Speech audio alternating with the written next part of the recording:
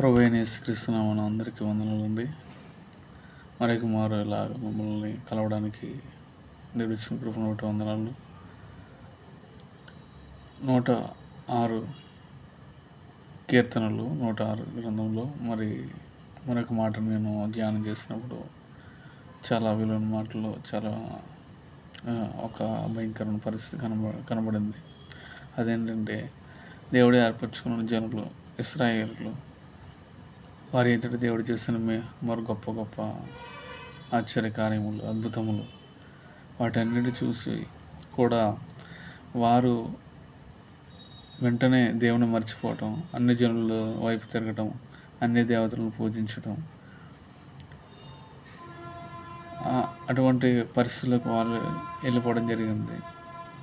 దేవుడు వారిని చూసి చాలా చింతించడం కూడా జరిగింది. ఒకనొక సమయంలో ఈ జనం ఆ జనాన్ని మొత్తాలని, ఆ జనాన్ని తీసివేయాలనుకున్నప్పుడు తను ఏర్పరచుకున్నటువంటి మోషే గారు అడ్డుపడి, తండ్రి వీళ్ళని జనులు వీరిని చేయొద్దు, వీరిని ఏమైనా చేస్తే అన్ని జనులు ఏమనుకుంటారు, తన స్వాస్థ్యాన్ని తనే నువ్వే మొత్తం తీసివేసావు కదా అనేసి అన్ని జనులు చెప్పుకునే స్థితికి వెళ్తుంది.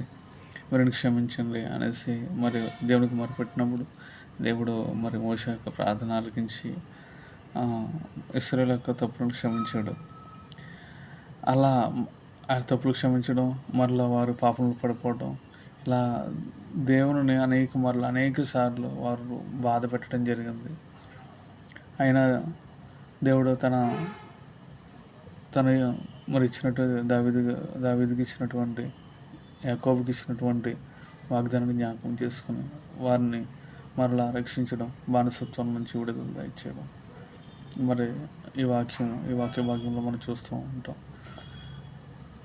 మనం అలాగే మనుషులను మనం కూడా అనేక మార్లు తప్పిపోతూ ఉంటాం. అనేక సార్లు చర్చికి వెళ్తాం, దేవుని మాటలు వింటాం, మారు మనసు పొందామనుకుంటాం. బయటకు వచ్చిన తర్వాత మనిషి మామూలు లోకంలో పడిపోతూ ఉంటాడు, లోకంలో నడుస్తూ ఉంటాడు. ఇటువంటి పరిస్థితుల్లో మనిషి 2 అడుగులు అటువైపు ఇటువైపు వేస్తూ ఉంటాడు. దేవునికి అటువంటి స్థితి ఇష్టం ఉండదు. ఉంటే మనం వెచ్చగానే ఉండాలని, లేదంటే చలిగానే ఉండాలి. కానీ మనం దేవునికి ఇప్పుడు దేవునిలో మనం నడుస్తూ ఉండాలి.